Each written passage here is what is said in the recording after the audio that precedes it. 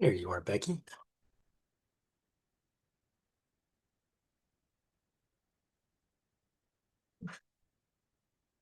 Let me just do a test. Hello and test. All right, that sounds good. Let's bring the camera down just a little bit more. Okay. So far no attendees. That's fine. This is going to be another one of the lectures. I'm primarily doing these Zoom meetings just to record the videos. Oh, but Jasmine is here. Jasmine, can you hear me? Yes. Okay. Nice to see you. Jasmine, Hi. which Jasmine are you? Are you Jasmine Frazier or Jasmine? Mm-hmm. Okay. Fraser. All right. Well, nice to see you again. So this Zoom meeting is going to be where I'm going to be doing Unit 2. I'm going to start Unit 2 talking about the art historical lecture and the art historical content. Have you watched all the videos for Unit 1 yet? Yes, for the most part. Okay. All right, good. If you hear strange sounds in the background, that is not the dog immediately behind me. She's well behaved. It's my other dog who is just moaning because he likes to scratch his ear, but then when he scratches his ear, it hurts him slightly. So then he whines about it. And he does that again and again and again. Uh, Okay. so that is the ongoing background music for this lecture. Um, so do you have any questions about the class before we get started? I just got two. One of them was like, how can we familiarize ourselves with the random pictures that you said that was gonna be on the quizzes? Like, should we focus on different art styles, or like, how can we know to decipher it? Right. I mean, there is no real way. Some of them might be slightly familiar to you because some of them okay, like there's three main categories. Okay. There's some that are actually in the lectures, but just not ones that I tell you you need to study for. So, like, they might be familiar to you because you're like, oh, I saw that in the drawing lecture. Okay. So, reviewing the lectures is one way to be a little bit more familiar with them. Some of them are going to be possibly familiar to some people because they're very famous works of art, just happen to be famous ones that I don't discuss in any of my lectures. Like to give you an example, Starry Night by Van Gogh shows up periodically, right? Um, and and then some of them are pretty much intended for them to be completely surprises to you. Like you, there is no way that you could have seen this image before. And that's okay. I want you to then, based off of what you've learned in class, look at that image and say, I can see something about that. I can tell that that is a work of sculpture, or I can tell that that is a work of drawing, or I can tell that that is um, a painting, or I could tell that that definitely looks like that's from the Renaissance, or I can tell that that looks like um, trying to think of another, or maybe you can tell what material it's made from. Like you look at it and you're not maybe sure whether it counts as sculpture or decorative architecture, but you can definitely tell it's made out of wood. So you're like, it's made out of wood. That's all you got to do is just see it. And based off of the knowledge of what we have said in class, tell me something you recognize about that work. Okay, does that kind of help? Uh-huh. So, and yeah, like there's not that many of those questions on the quizzes and the tests, but there are a few, and they're there to kind of like just make sure, that you really are learning because a lot of the other types of, you know, this is the one of the things on the test that you just basically you can't you just have to learn it. You just have to learn how to be looking at the artwork. And so watching all the lectures, doing the reading is the main thing that's gonna help. But at the same time, you could blow those sections, like do pretty badly on those that parts of the tests and the quizzes, and it wouldn't hurt you that much. And if you're also, you know, if you're able and willing to do the extra credit work, because there's usually a lot of extra credit opportunities, both in the class and then also in the quizzes on the tests. If you're willing to do the extra credit work, you can earn those points back. Like, Mhm. so one of the main ways that you can um, earn extra credits, like especially on this first quiz, but on any test, right, is when we're looking at the slide identifications. And so the slide identifications are when I'm showing you a slide and it's an image that I've told you to study for, right? It's on the study guide. You've been told, know this work, right? And you see it, if you can, and you have to tell me, I know that work, its title is this, the artist who made it is this, right? That's called attribution. Um, and we call it attribution because it could be the name of a person, but it could also be the name of a culture. Like most of the artwork that we're looking at today from ancient Egypt and ancient Mesopotamia, we have no idea who made the piece. We don't have a name for the artist, right? But we Mhm. do know this was Old Kingdom, ancient Egyptian. So you can use the name of the culture as the attribution. So the work, the attribution, the date, and you don't have to be, I give you kind of guidelines as to how close you have to be on the dates. You don't have to be like exact on the date. And then you have to tell me one more thing about that work of art, right? And so that you can study ahead, right? You could be like, well, this particular sculpture by ancient Egyptian, it's a sculpture, so I'm going to remember that. But if you can remember three things about it, then those two extra ones are extra credit points. So you can kind of plan ahead, study ahead to make sure that when this image comes up, you can tell me this thing about it and this thing about it and this thing about it. Okay? Does that kind of make Okay. sense? Mhm. Now, tonight at 7:30, we're going to have a Zoom session, and that's going to be entirely a kind of a study session for the test. So if you want to attend that, I'll actually literally go through some works of art that are on the study guide, and I'll just kind of go through, here are all the things that have been mentioned about this work of art in the various lectures so far. Okay. Um, and all right. Any other questions? That was a good question. The other one was just about the tests or quizzes. I was trying to see if they could be open like before 10 o'clock, especially with like the class being shortened. Because I was trying to work on it today, or do a lot of stuff today, turn in because I'm off work. Right. And I had, since you had been sent some stuff out on Monday, I had been Right. trying to do stuff, and I just didn't know if it could be opened up before 10 o'clock for I now could in the future.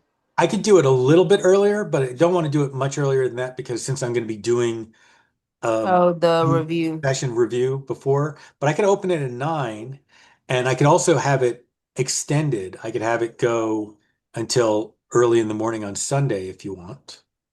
Okay. I'm an early person. I try to get a lot of ducks in rows because I know life happens and I don't want to be waiting, last minute to try to do something and something Sure. happens. So, Oh, I understand. Yeah. So the quiz right now it's scheduled for, starting tonight. And then it's going to go until midnight on Saturday. But like I said, I can extend that later deadline if that would help at all. okay. All right. If you just open it up at 9 instead of 10, that'll be okay too, Okay. versus the Yeah, extension. because like the first two parts, the flash quizzes, I mean, they Okay. literally will take you probably 5 minutes, right? They're very fast. They're timed. I think they're either timed at 5 or timed at 10, right? So you can't spend any longer than that. So you just boom, boom, boom. And you do the two flash quizzes first, and then you do the longer quiz. I think the longer quiz is 30 minutes. So you could get the whole thing done tonight if you wanted to. Okay. Okay. Um, all right. Those all good questions. Any other questions you have for me? No, sir. Okay. And have you found the study guide material? There's a module just for study guide material. Okay. Uh-huh. All right. Excellent. Okay. Well, then let's begin the lecture. So first thing I need to do is share screen and share. And then the next thing I need to do is pull up PowerPoint, slideshow from beginning. Okay. So what I might do, if you don't mind, is like maybe give you just a little bit of an overview of the whole unit first, and then I'll kind of zoom in on the art history part. So if you remember in Unit 1, we started with the art history of of like the prehistoric, like the Paleolithic and the Neolithic. And so here we're dealing with the art history of ancient civilizations. So the main thing that's different about ancient civilizations is that these people have writing. So because they have writing, we know something about them. We know a little bit of their history.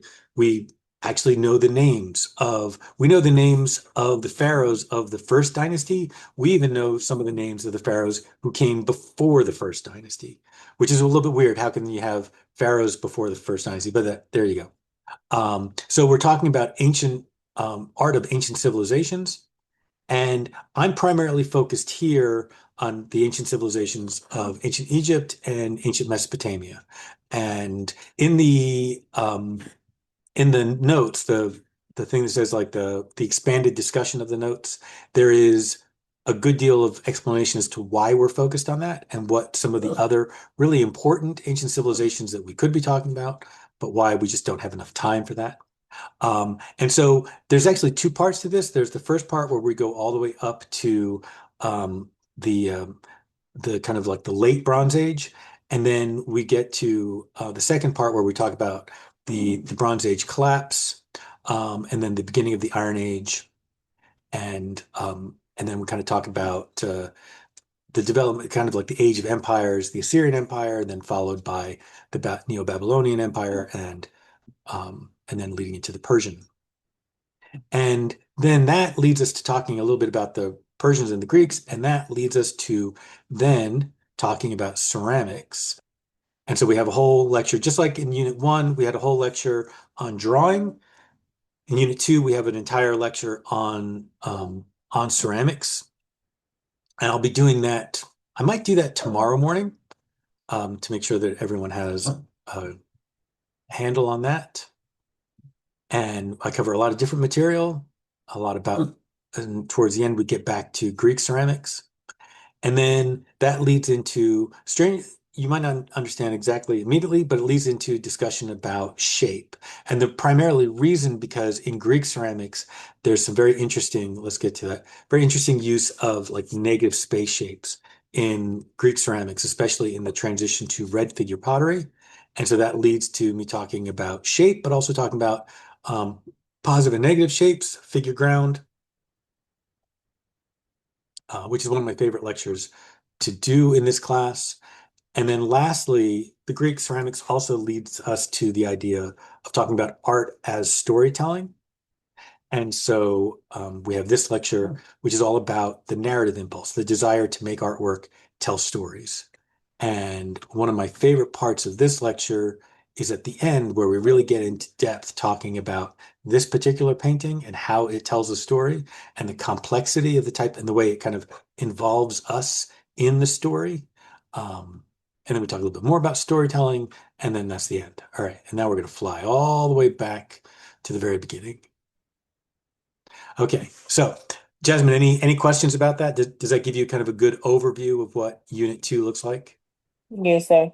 Okay, so ancient civilizations. So, like I said, one of the main things that we're talking about in terms of ancient civilizations is what we start first with how are they different from the Neolithic? Because in the Neolithic, we have settled communities, and over the thousands of years of the Neolithic period, those settled communities they become more settled, there are more of them, and they get larger, right? And we go from like small settled villages to kind of like settled towns. Um, but we don't really have, what we don't have in any part of the Neolithic is we don't truly have cities, right? We don't have metropolitan areas that are larger than 20 or 30,000 people. Most of them are in just the single thousands. Um, and we don't have like true cities, and we don't have writing and record keeping. And there are a few other things that are specifically different about what we call civilization. And this is kind of relates to the topic that we discussed in the Paleolithic. It used to be that historians and archaeologists had these kind of like firm boundaries between one period to another. And we said, this is the sign, this is the end of the Paleolithic, this is the beginning of the Neolithic.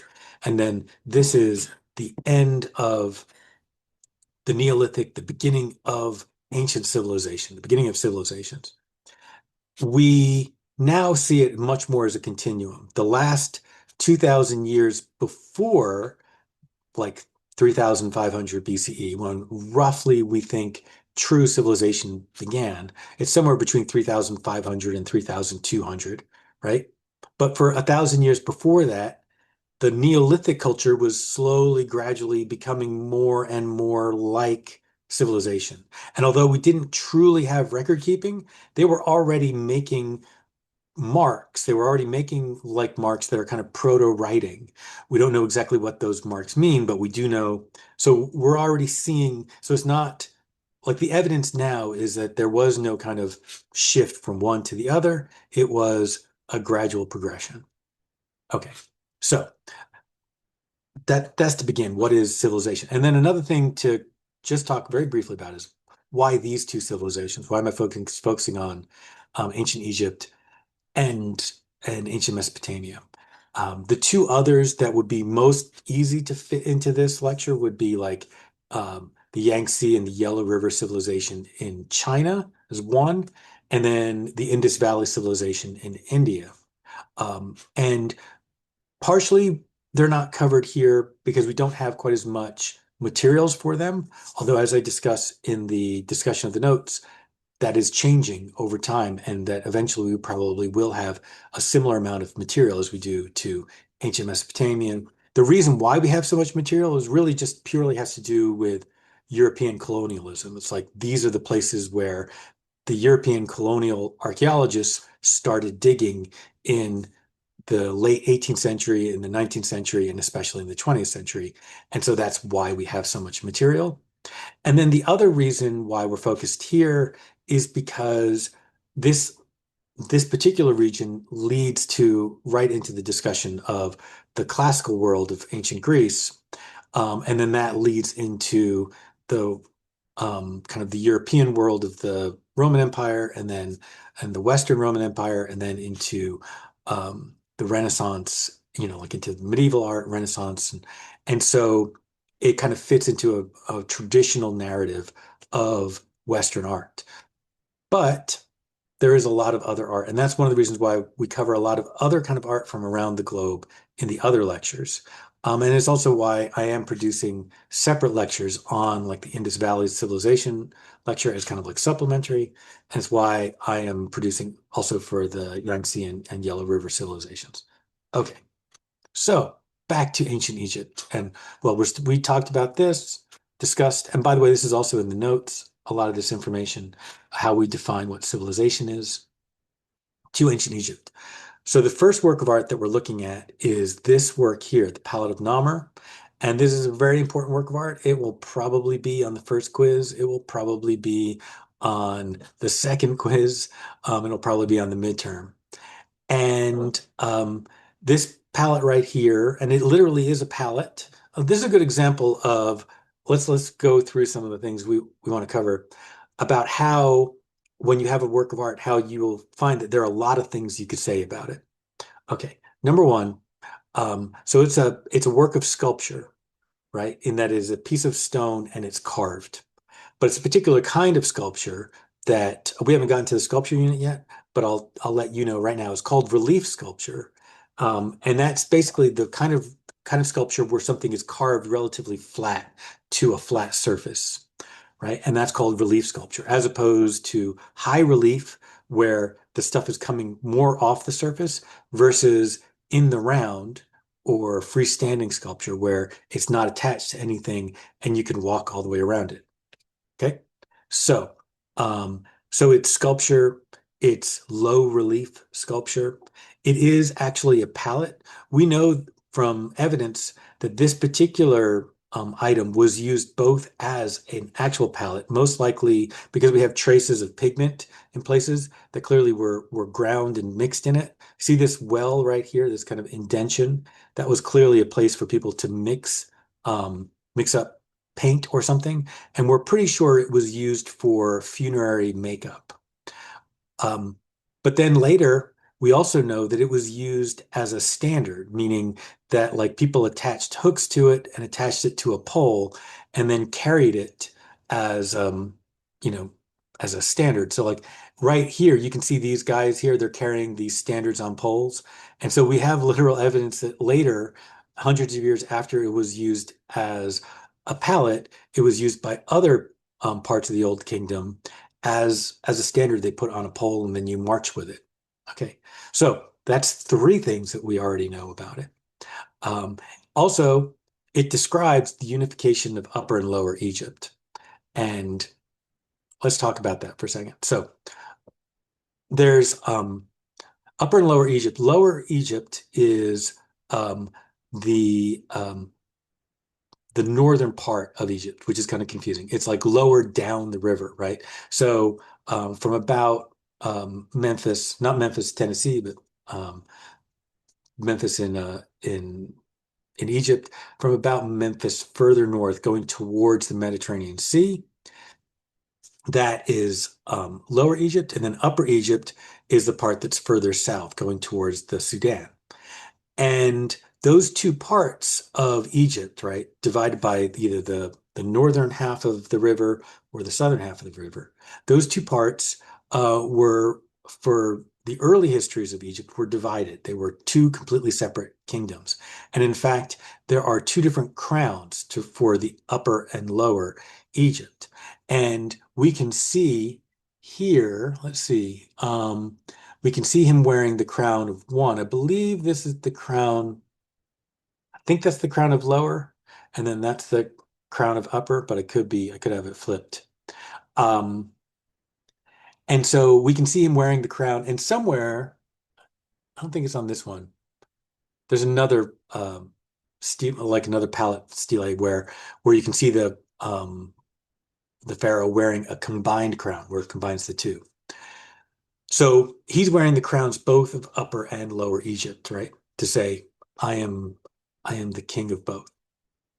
And so we're pretty sure um, that this Narmer person, who maybe later generations used to refer to as Menes, he is the one who claims to be at least the first to have united Upper and Lower Egypt. We're pretty sure now that this is something that multiple kings claimed, and that actually happened multiple times. That like Egypt got divided, and then it was reunited, and then got divided, and each time it got reunited, the pharaoh would claim, "I'm the first to have ever done this," and from now on it will be permanent. Eventually, it was pretty much permanent, but it took a while.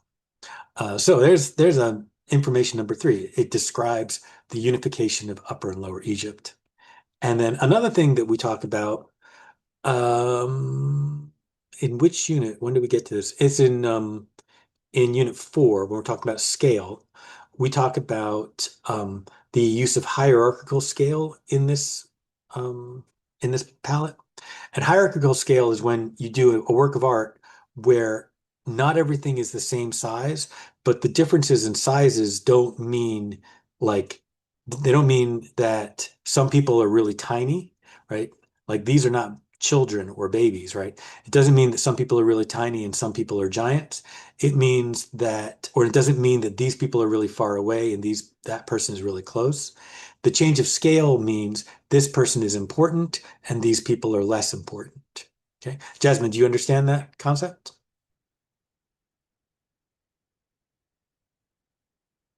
Yes, sir. So like here we can see Namor and he's giant size, right? And then Hmm. here's one of the kings that he's defeating. He's smaller, right? But he's still big enough because after all, he was a king, right? But then here is a scribe and servant of Namor, and he's even smaller. But then we have in this section, we have even even more changes of scale where we have like these really tiny people who are the standard bearers. They're actually even smaller than the defeated soldiers of the enemy, which is kind of interesting. If you look really carefully, you can see the enemies are all these are all the dead enemies, right? And Hmm. there's probably some kind of rule about like each dead person there represented how many armies were defeated or something like that. And each one of them is beheaded, like they have no head, but then their head is placed between their legs. So kind of gruesome. And but that's it was a different world. It was ancient.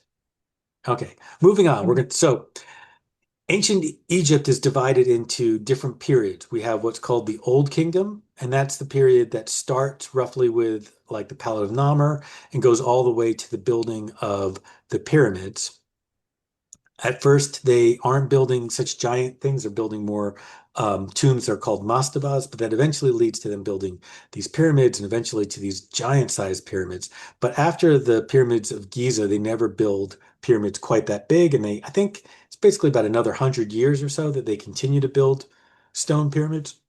And then after that, the ancient Egyptians abandoned that as a strategy for tombs. Um, and Another thing that I want to talk a little bit about is how is ancient Egyptian art different from other ancient cultures? One of the main things that we see is a focus on the afterlife, a focus on funerary rites, and they're not, a lot of people sometimes will say things like, Egyptian culture was morbid and death obsessed, and I think that is very incorrect. They were focused on the rituals of life and afterlife, which was very important to them. But one of the things that's really interesting is how important representing the full range and the beauty of life, of living, was to them in their tombs. One of the reasons why we have so much artwork from ancient Egypt is not just because they preserved things. They put them in tombs, and the tombs were primarily in very arid desert regions, so that naturally preserved a lot of objects, but also that they believed it was important to, especially for pharaohs and other important people, to bury people with all the stuff that you would need to use in life and to remind you of life, because that the afterlife basically is as nice as what the bling that you bring to it, kind of thing. And so they um that led to them making all of this beautiful art that really is kind of a celebration of life. But then it's put in tombs. So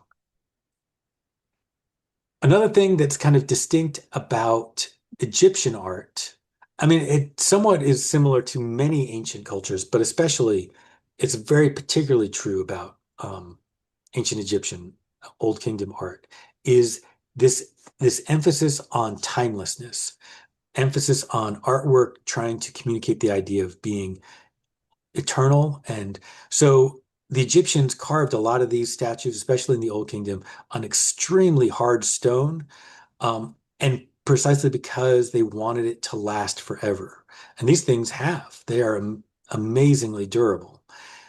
But it's not just that they were designed to last forever. They're designed to look like they last forever, right? They're using very static poses. It's very still. It's very structural, very geometric in how everyone is organized. And that's designed to create this impression of these people being, forever beings. And it's also to create the idea that that the pharaoh, even though an individual pharaoh lives and dies, right? And they did believe that when the pharaoh died, he became a god in a way, and he becomes part of the gods. But they also believe that the pharaoh as an institution is eternal. So each pharaoh is just a kind of a temporary living of the station of pharaoh, which is forever. Okay. Um, so I kind of skip Middle Kingdom, although Middle Kingdom is very interesting, and I skip the intermediate periods between that's on either end of Middle Kingdom, and I go straight to New Kingdom because we don't have a lot of time.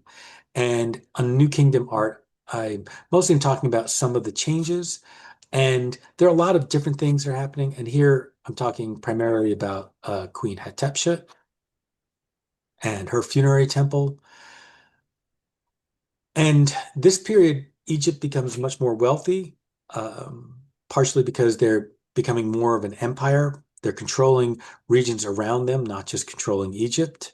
And they were already pretty fabulously wealthy, but now they're extremely wealthy. And part of this is because they expand into parts of Africa that are now Sudan and even further south, and which they called Nubia.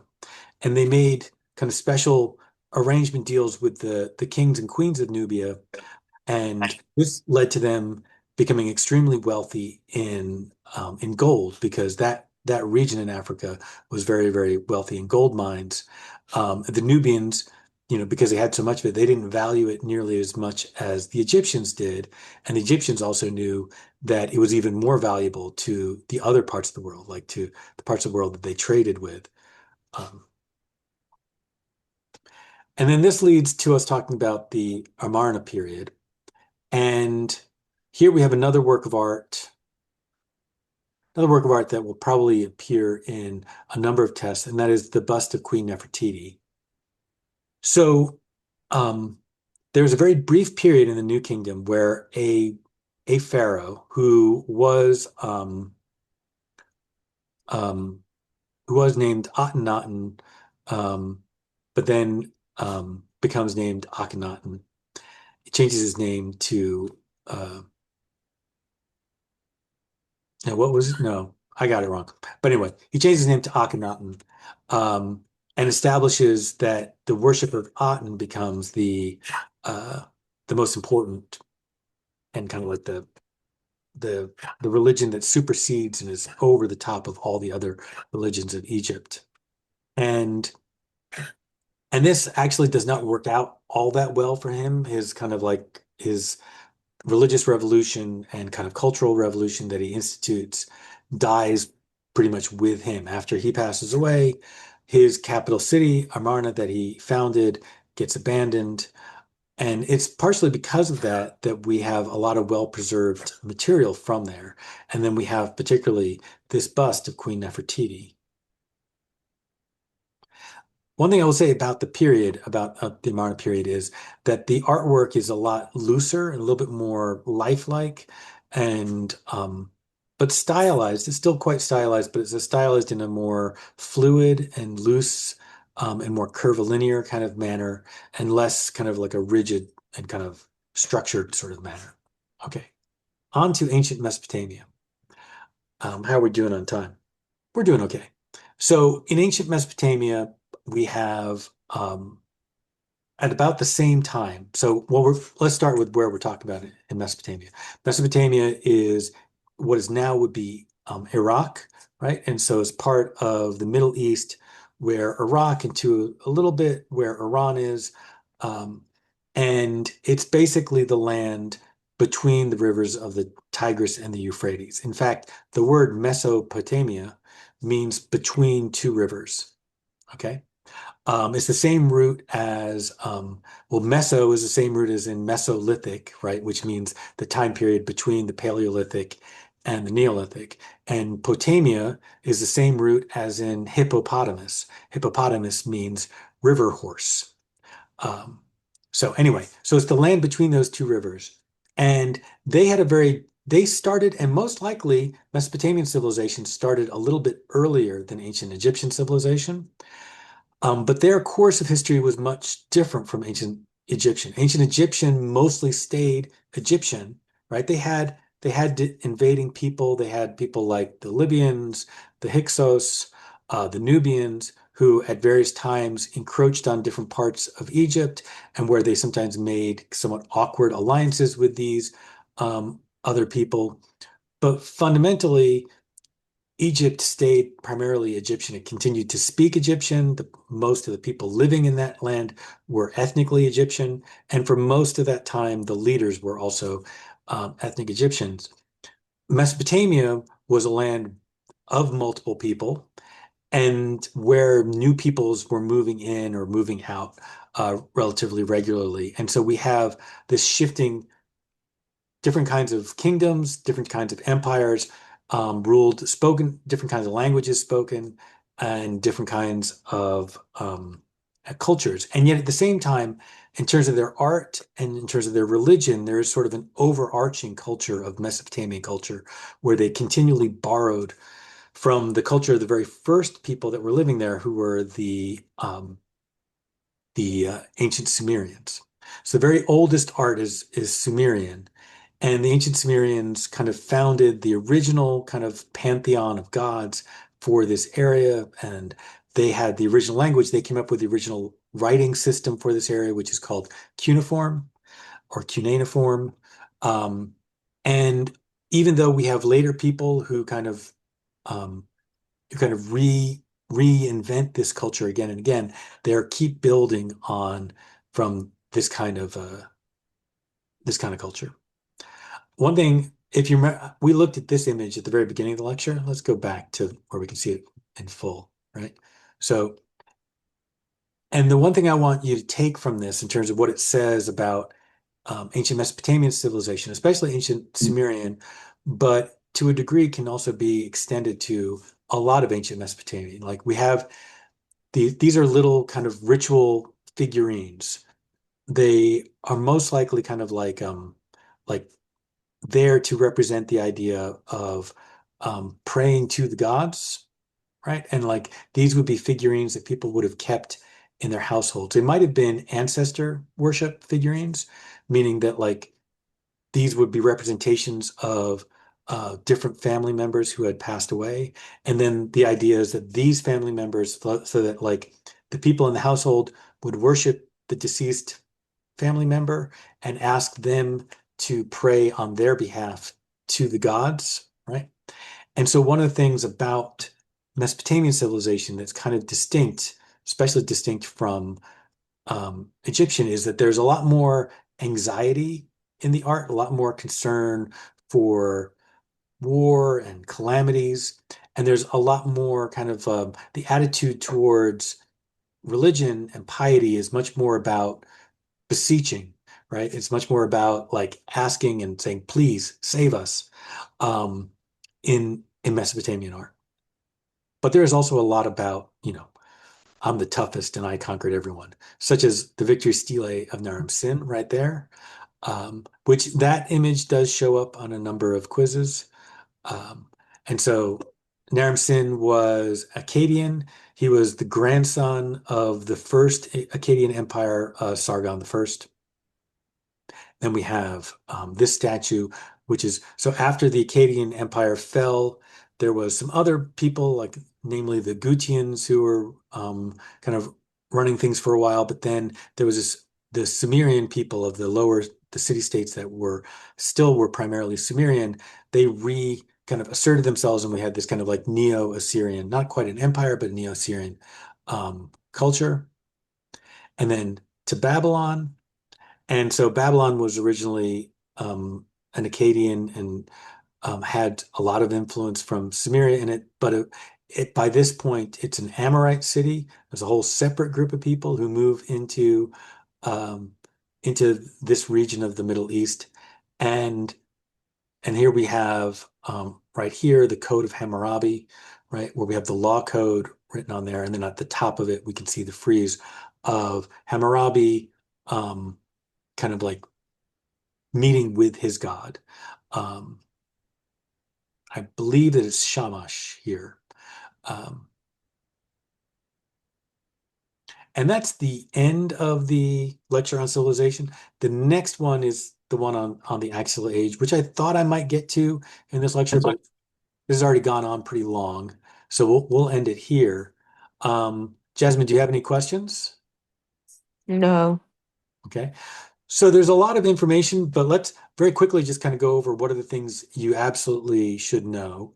Um, well, one, make sure to know the artworks that I singled out. So the Victory Stele of Naram Sin, um, the bust of Queen Nefertiti. And so on the bust of Queen Nefertiti, we can talk about a couple of things. One, so it's an example of New Kingdom Egyptian art, right? It is a work of sculpture, but specifically, it's not just New Kingdom Egyptian art. It's from the Amarna period. Nefertiti was the wife of the Pharaoh Akhenaten, and so Akhenaten is the one who established the Amarna period, and which only really lasted his lifetime. And so it's an example of that. You can see the same kind of idea of stylization where it's a little bit more fluid. Her neck is a little bit stretched and extended. The back of her head is kind of a little bit stretched and extended. They're using the crown in part to kind of like accentuate that. One of the things that's interesting about this work is it's limestone, but it's covered with stucco, right? Which is basically clay, and then the clay is painted. And we're pretty sure because this was found in a sculptor studio, and generally we have lots of examples of formal sculptures that were made of Nefertiti and of an Akhenaten that were then sent out to be, formally exhibited at important places. But this one was just found in the sculpture studio. And we're pretty sure that what this was basically like a snapshot, right? That they, instead of having the queen pose for every time they had to do a royal portrait, right? What they did was they had the queen pose, come by, and they made this, right? Which is like, and then they use this as the template for all the sculptures that they're going to make of her later, which is why this one is actually a little bit more lifelike than would normally. Like generally, the Egyptians didn't like their sculpture to look all that lifelike because they wanted it to look timeless, right? And like timeless, eternally timeless and lifelike are actually, somewhat they don't quite they conflict with each other. So, in a way, this sculpture of all the Egyptian sculptures is probably the most attractive to us because we value lifelikeness, right? But to the ancient Egyptians, they probably saw it as less valuable because it was just a thing that they kept in the studio to use to make more formal sculptures. Um, so that's another thing about it. Is there anything else that's those are probably the main things. So that work of art, and then the other one that I talked a lot about was this one, the Palette of Namur, and basically know the main difference between Egyptian art and Mesopotamian art. Understand the difference between, at least between the Old Kingdom art and the New Kingdom art. We didn't really discuss Middle Kingdom at all, although it's a fascinating period. But we just talked about Old Kingdom art, New Kingdom art, and um, in the Mesopotamian art, know a little bit of the difference between the oldest, the Sumerian art, versus the later Akkadian and Babylonian art. Um, and and that's about it. Do you have any questions? No, sir. All right. Well, then we'll end there. I'll do stop share. Oh, I do have a question. Okay. It's in regards to class. So we just are required to attend one Zoom a week since One the Zoom. others are necessary. Right.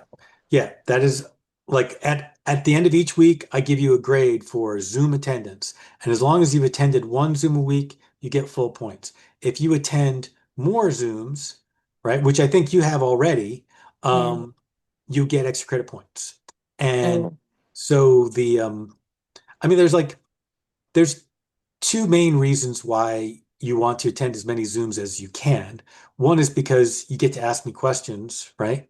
Uh, right. two is that sometimes like there's actually I guess there's three main reasons. One is you get to ask me questions. And so like you can any particular thing you're working on right then and there, like I'm struggling on this question on homework number 3 or whatever, or um, I'm looking at the study guide and I don't understand what this says. Any questions like that, as long as it's not during a test, right? At which point I can't comment on anything that's like specifically related to the information on the test. I can give you any kind of feedback. So that's one. Two is that I cover material. Like generally, even when I'm not doing a lecture like this, after I've answered everyone's questions, I say, is there anything people want me to review? And I usually will do a review. I'll either just do an overview of the whole unit, right? Or I might like zoom in on one of the lectures and just talk a little bit more about it in depth. And then the third reason is you get extra credit points. So for those reasons, it's definitely in your interest to attend as many Zooms as you can, but it's also perfectly okay, for you to miss some, and definitely you shouldn't stress about it. You shouldn't like every time I put out a Zoom, there are some people are like, I'm really sorry, I can't be there right now. I'm at work. And I'm like, that's okay. That's why I offer as many as I do. Yes, sir. Thank you. Okay. All right. Anything else? No, sir. All right. Well, we will end it there. Have a great rest of your day. You too. Okay. Bye.